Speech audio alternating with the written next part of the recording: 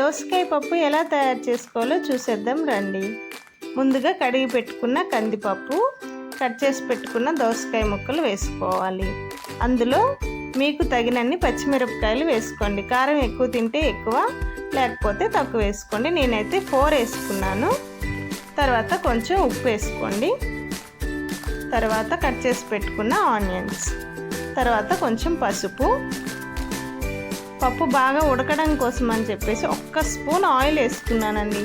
ఇవన్నీ బాగా కలిపి కుక్కర్ మూత పెట్టుకోండి.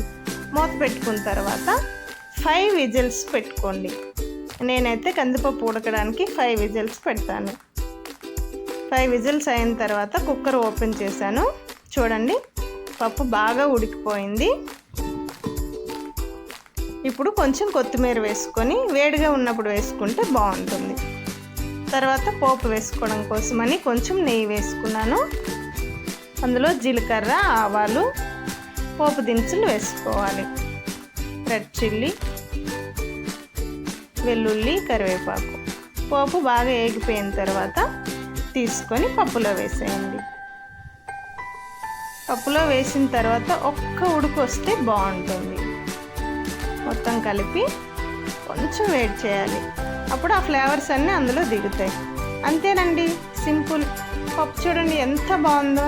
టేస్ట్ కూడా అంతే బాగుంది. చాలా టేస్ట్గా వచ్చిందండి. ఒకసారి మీరు కూడా ట్రై చేయండి.